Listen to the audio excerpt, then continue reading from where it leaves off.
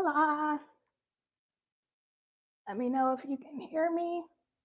Let me know if you can't. If you can't hear me, please make sure you put that in the chat. And if you can hear me, say hello. Say hi. I'm calm, cool, and collected.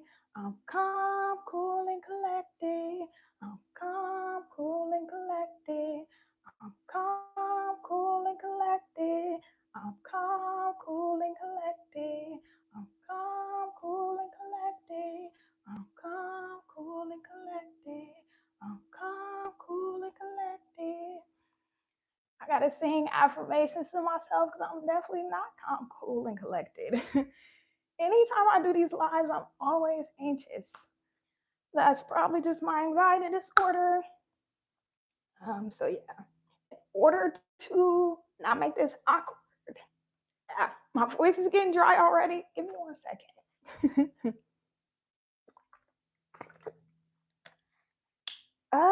What was I saying? Oh, in order not to make this awkward, I'm gonna go ahead and get right into the message. So today's message is about, and if you see me looking down, I'm looking down at my notes. Today's message about today's message is about how God does not give us the desires of our ego. He gives us the desires of our heart. God gives us the desires of our heart, but not the desires of our ego.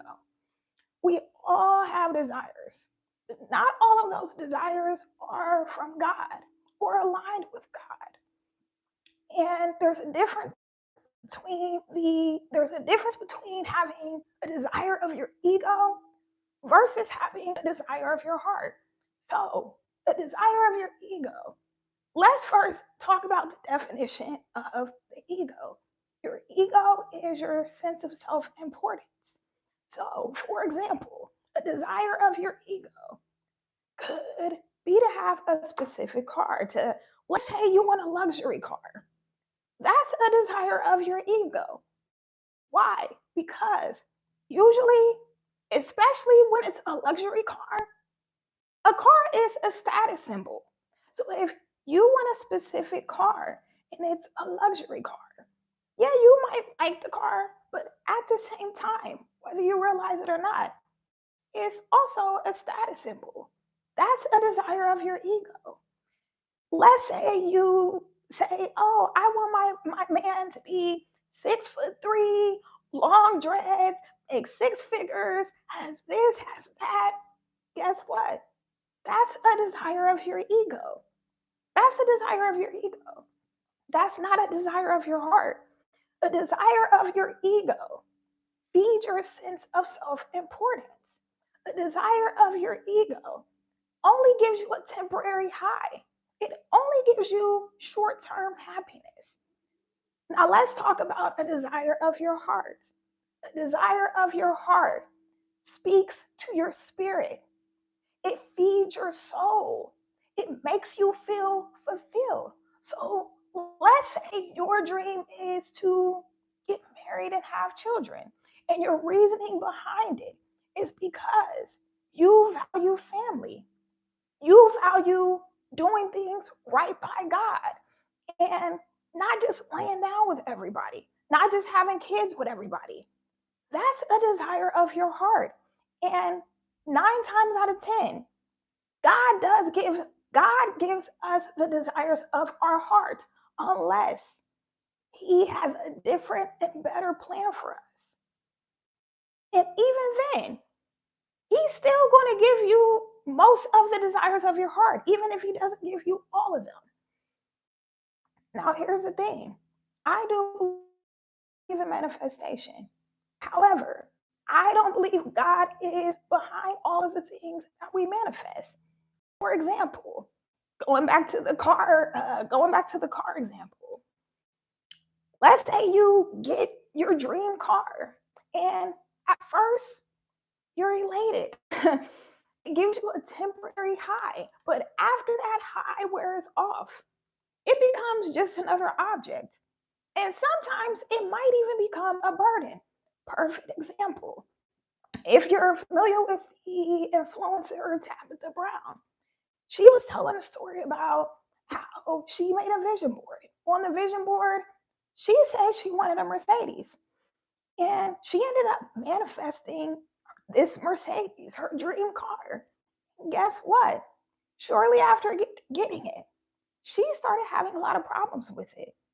She couldn't keep up with the maintenance. It was hard for her to maintain. And the car became more of a burden than a blessing. It was more of a liability than an asset. And that's why we have to be careful. Now, here's the thing, having desires of your ego isn't necessarily a bad thing, but it can be. It can be. And that's why you have to be careful. And that doesn't mean God doesn't want you to have nice things, but you have to be real with yourself about the motivation behind it. Why do you really want that thing? Why do you have such a strong desire for this thing?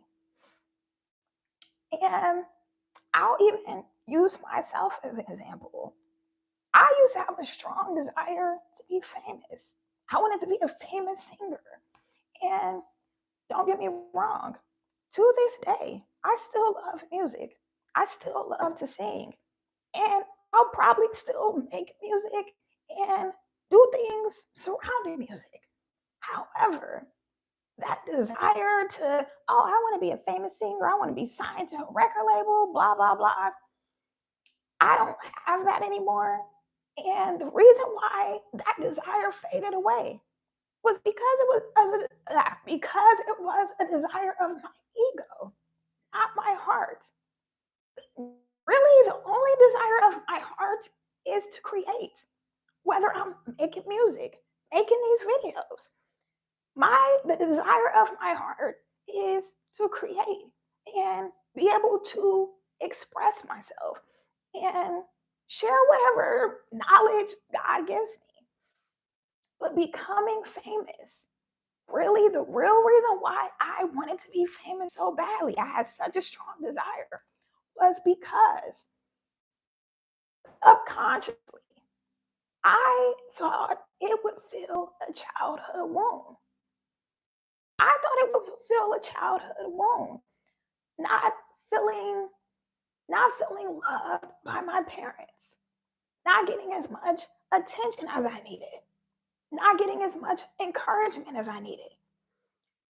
I subconsciously believed if I become famous, then I'll be good enough. Then if other people love me, I'll love myself.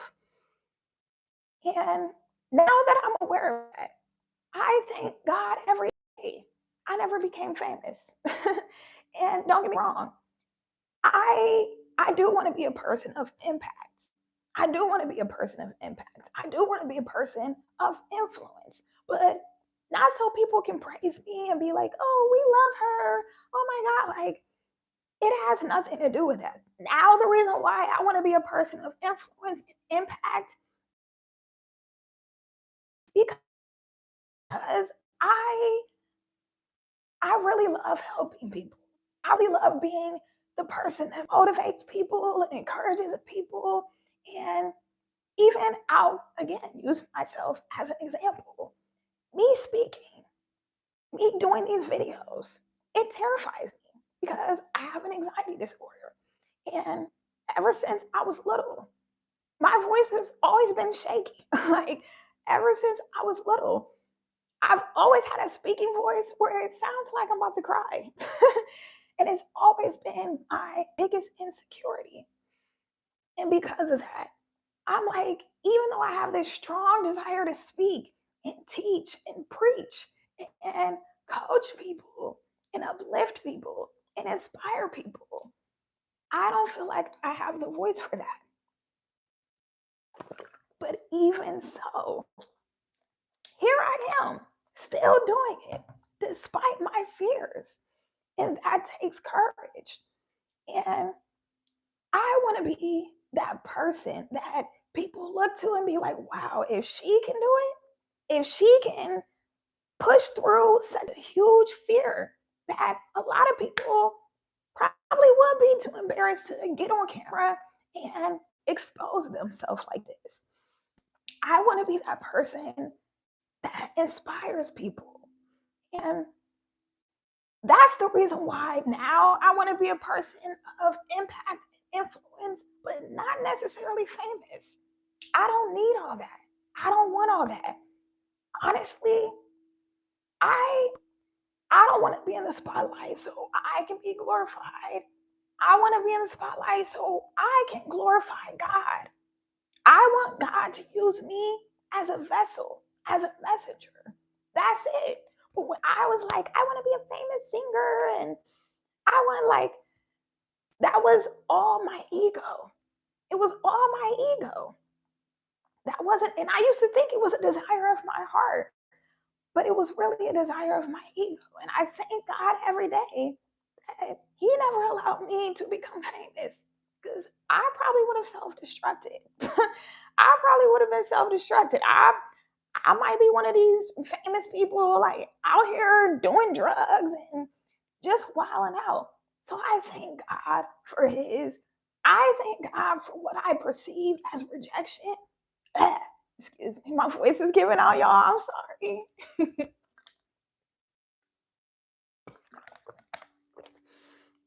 Breathe. Okay.